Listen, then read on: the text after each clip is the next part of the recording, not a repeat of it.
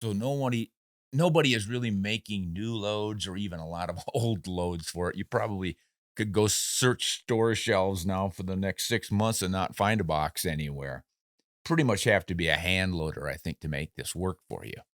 So that would probably make me choose.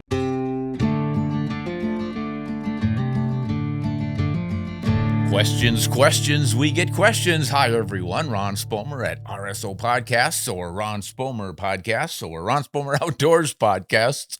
I'm not sure what we call it these days. At any rate, my job is not to name the podcast, but to perform in this podcast. Although I'm not sure performance is the right word. These are pretty easy. They just hand me questions. And once again, we're going high tech with a computer. And here are some questions that I'm going to try to answer. And if I get them wrong, it is your responsibility to straighten me out. This is from David. And David says or asks, what are your thoughts on harvesting neck meat? You think it's a waste when hunters don't harvest this part of an animal?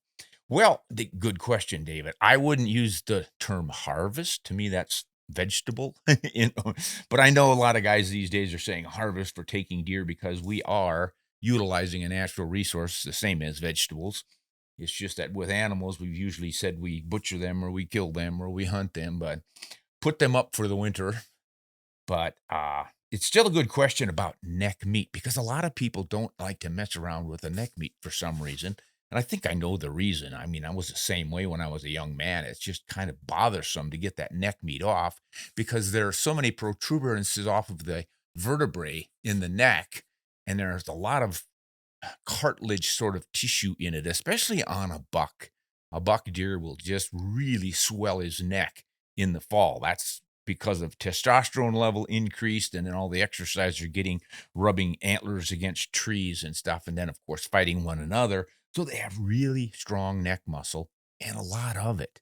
And that's kind of my point.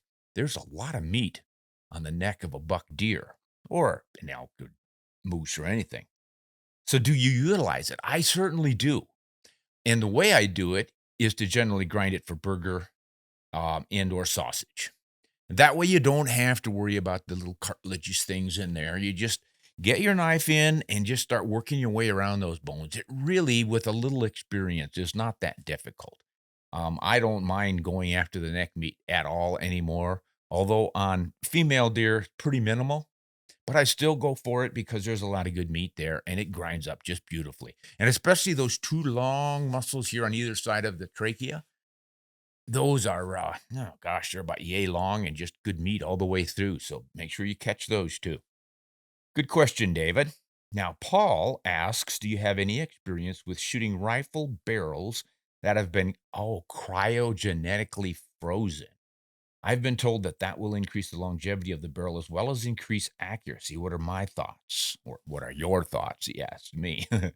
Yes, Paul, that is a proven technique. What they do is they deep freeze the metal to relieve stresses within, say, the fibers of the steel, the crystal structure of the steel. When you heat steel and when you're manufacturing it, and then cool it at varying rates and then machine it, drill holes through it, and all the things they do to make a barrel, you can introduce some significant stresses into the steel. And I don't know who figured this stuff out, but cryogenetically freezing it relieves those stresses and makes for a more consistent barrel, especially when it heats. If you shoot several rounds in a row on many rifles, you will notice that your accuracy begins to suffer because the barrel is heating, it's swelling, it's changing its stresses, and that impacts the performance. So that would be the main reason that I would have it done. Uh, Definitely a potential to increase your accuracy. Longevity, I'm not real sure on that one. I have not studied it a lot, but it might work to that effect. I'd have to do some more research on that. Anyone out there who's worked a lot with cryo barrels, let us know if you do get enhanced barrel life out of that as well as accuracy. And are there any other benefits that I'm missing? Be nice to know. Okay. Now, this is fellow calls himself Fisherman Dan. And his question is, what is your favorite rifle that you own?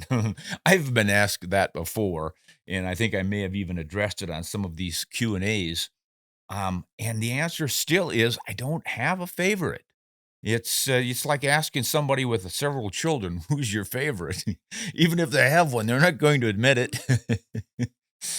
No, that I definitely have rifles that I enjoy more than others, but some of them I enjoy for their incredible accuracy, but I might not enjoy them for their balance or the way they carry in the hunting field, and then vice versa. And some are just great all-round performers, and I really enjoy carrying them as well as shooting them. So, absolute answer, don't have one for you. Sorry, man. And the same thing applies to calibers or cartridges. People will ask that, of course, too, and it's a common question among shooters and hunters. Yeah, what's your favorite caliber? And what most people want to know is your favorite cartridge in a given caliber. So, once again, I just enjoy so many of them. So many calibers, so little time. All right, thanks for that, Dan. Now this is Arnold, and Arnold asks, "Can you tell us about cartridges that I've tried and don't like?" Oh, you guys must be working in concert here. Cartridges that I don't like. Gosh, that's another good one. I mean, obviously there are quite a few that I'm really not crazy about. Most famously, the 308 Winchester, and most people cannot understand why I don't particularly care for that. And it's not really the cartridge that I don't like. It's the attitude so many people have about it, or the mistaken identity they have with it. They think it's a super long range, super accurate cartridge, and then they go on and on and on. And it certainly can work that way and has worked that way. But just because the military adopted it doesn't mean it's the world's greatest cartridge. And just because military snipers have used it and police snipers have used it, that it's the world's greatest long range sniping cartridge, because it isn't. It just simply isn't. That's why the 6.5 Creedmoor took over in the long range shooting game. It is just more efficient and does a better job of hitting the target out there at significant distances. So what the 308 Winchester is, as I've said many times, it's a 30-06 light or 30-06 short, because it's basically the same case shooting the same bullets with less powder because it's in a short action. I do like the short action, however. I don't dote on it, but it is kind of fun and handy and makes for a little bit quicker and lighter rifle. But cartridges that I just don't like, I really can't think of any, because they're all interesting in their own way, and they're all fun to work with and load for, and work with your rifle to try to get better accuracy out of them or anything. So, yeah, I really can't think of any I don't like. I'm not real fond of the well, like the 30 carbine. That's kind of a useless little cartridge in my mind, although the military used that one again too. I think that was pretty much designed for flyboys.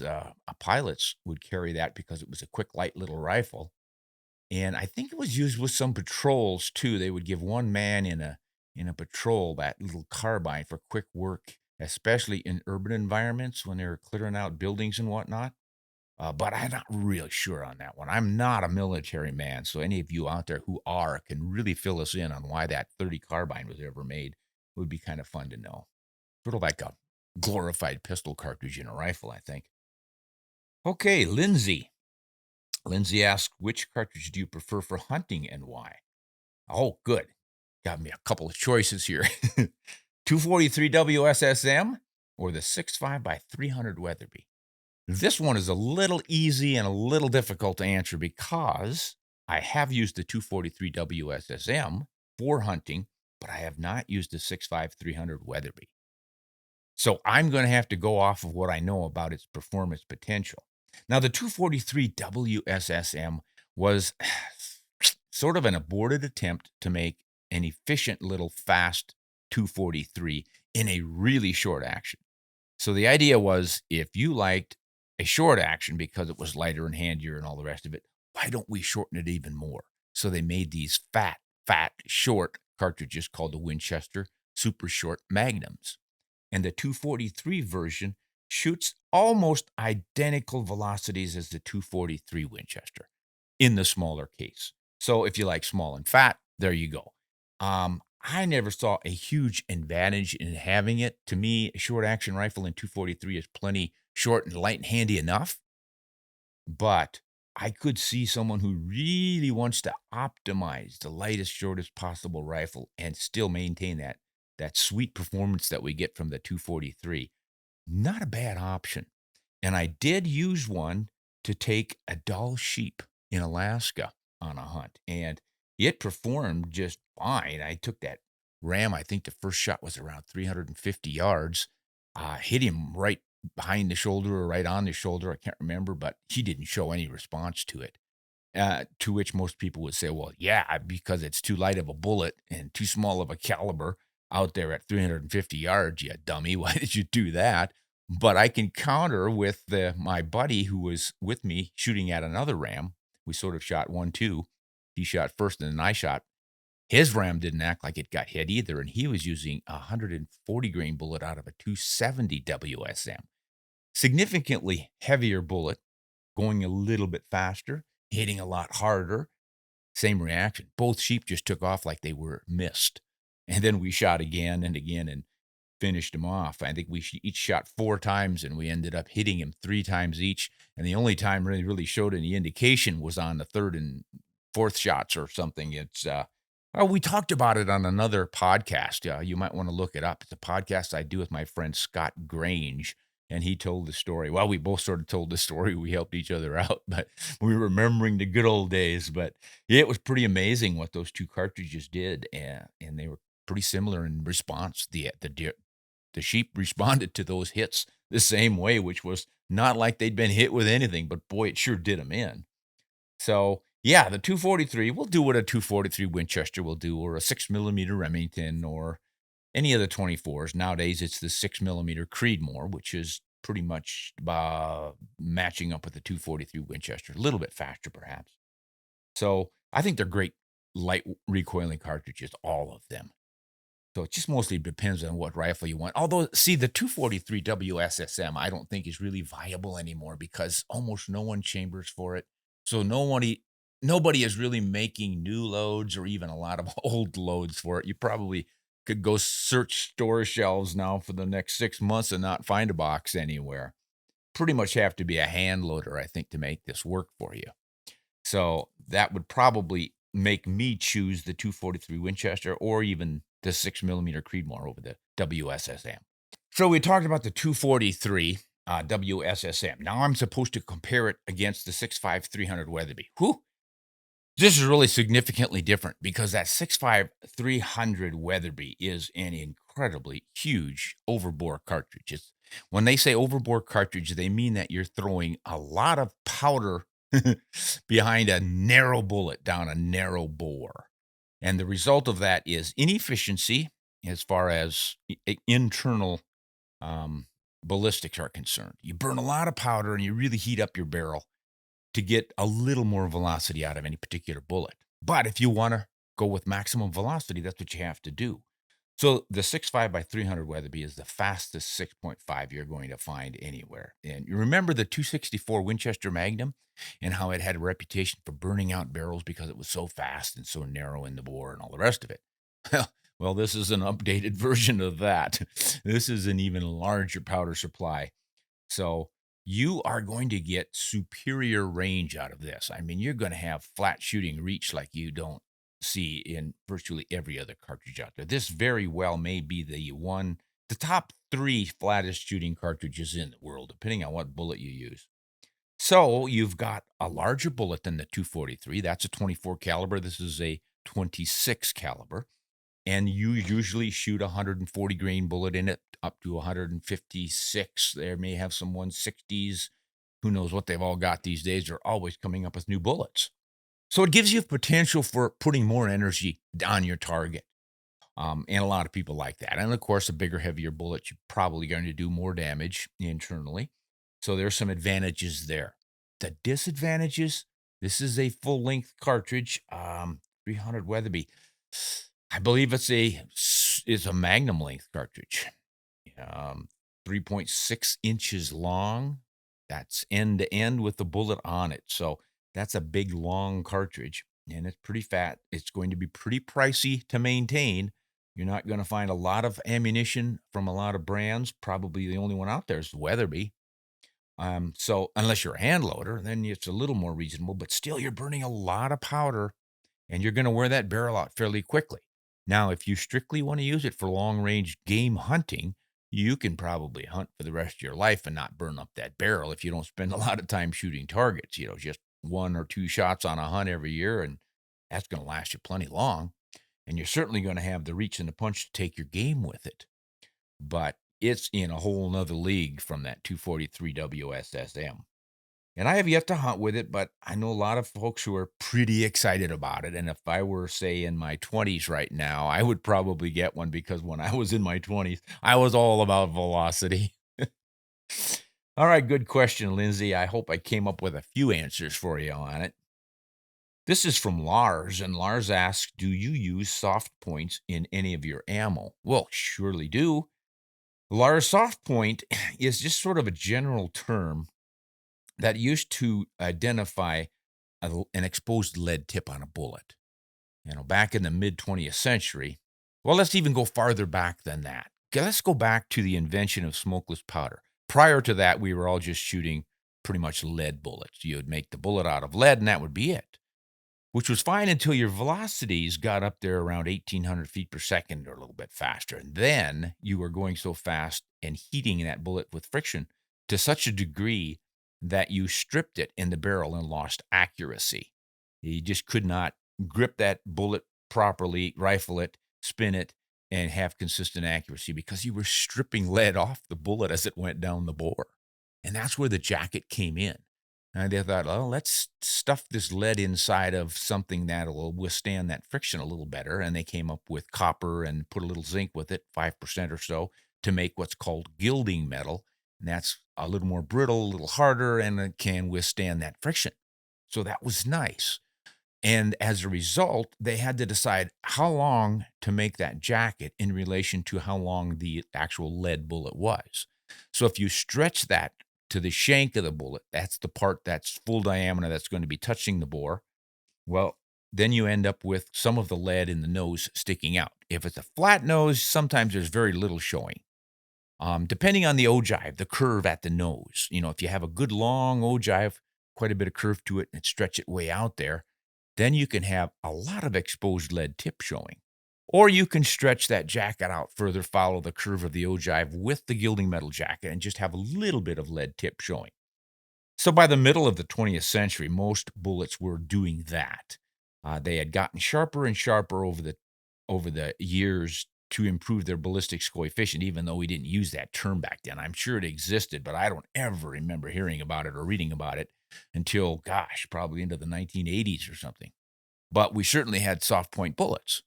And what the general attitude or consensus was on what is a soft point bullet, for most of us, it was, okay, we can see the lead tip sticking out, and it's soft because it was always getting damaged.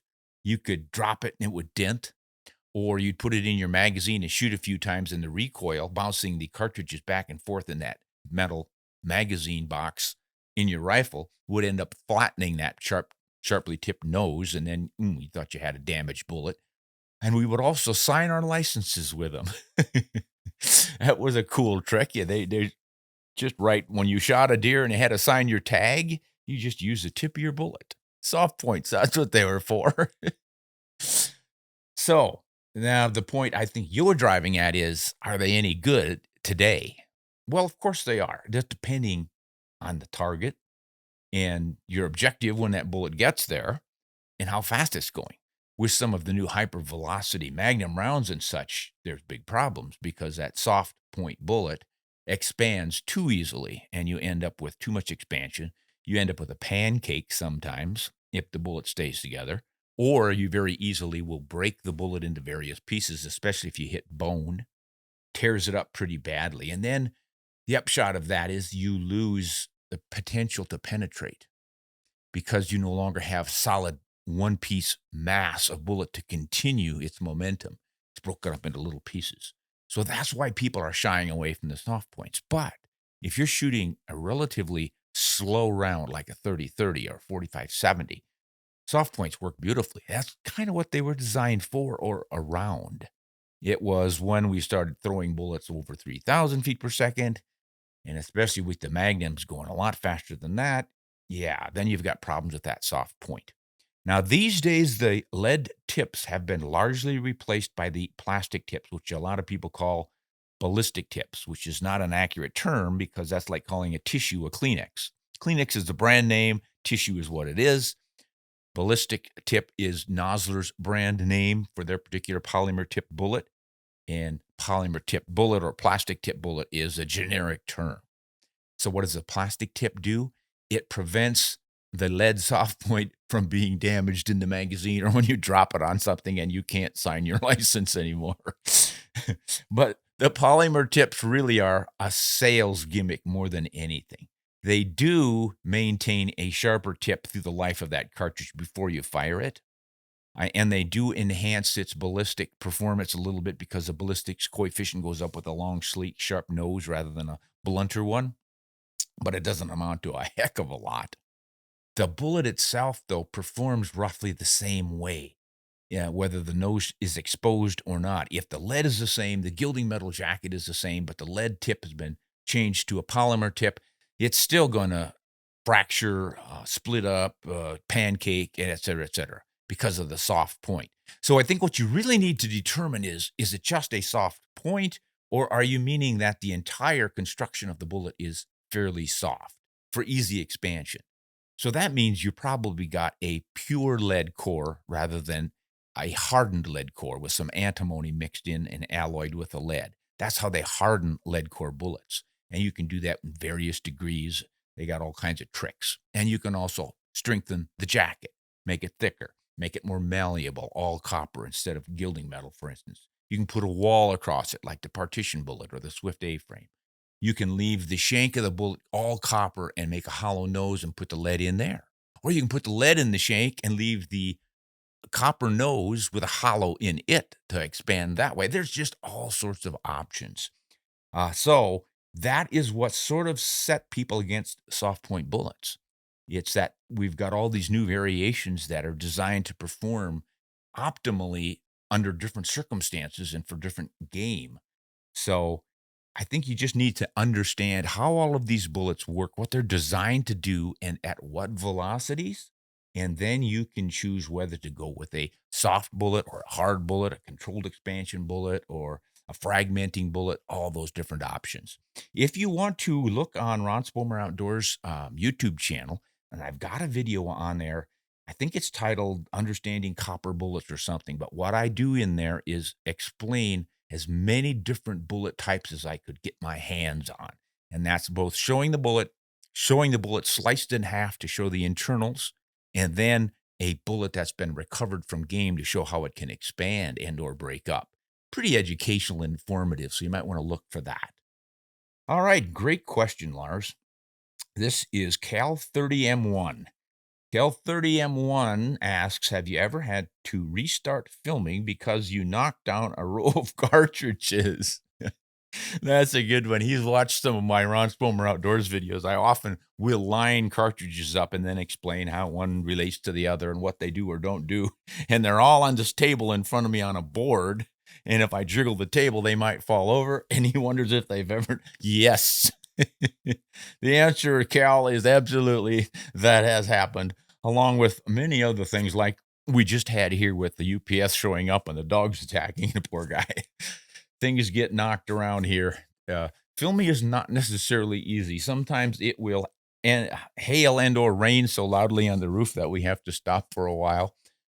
Quite often the cameras will mess us up. We'll do an entire segment and we'll put it on the computer screen and discover that somehow we bumped the focus off and the whole thing is a little bit too blurry and I have to redo it.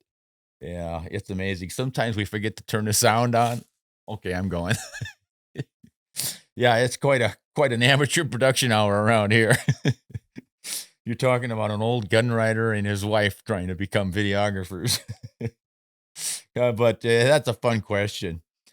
Okay, I'm getting the signal again from the crew back there, so I had better sign off. But before I go, obviously, I want to thank you folks for listening and or watching if you're looking at this on the RSO, Ron Spomer Outdoors Podcast YouTube channel, where you get to see my lovely face as I expound on this wonderful topic of guns and ammo and bullets and everything else I don't know. But getting back to that 30 caliber I mentioned, boy, I'd like to get some good solid information from anybody out there on that one. Um, and more information on that 6.5 by 300 Weatherby. If you hunt with that, I know one person who took a sheep with it, and I think she was pretty happy with it because it's a fairly long shot, and that's exactly why she took that rifle, in case she needed to reach out there and touch someone on an expensive, once in a lifetime kind of a hunt. So good use for that. And if you can catch us on Ron Spomer Outdoors YouTube channel, love to have you there. RonSpomerOutdoors.com is our website where you can read a lot of articles and blogs on guns and ammo and ballistics and shooting and all of the things that we dote on, those of us who enjoy guns and ammo and shooting and hunting. And finally, got to thank our patrons who support us and help us do these programs. They keep us rolling, and we surely do appreciate the support from you folks. It's just humbling to think that you care enough for what we do to help support it. So hats off to you, and thanks everyone for listening. Until next time, this is Ron Spomer. Hunt honest and shoot straight.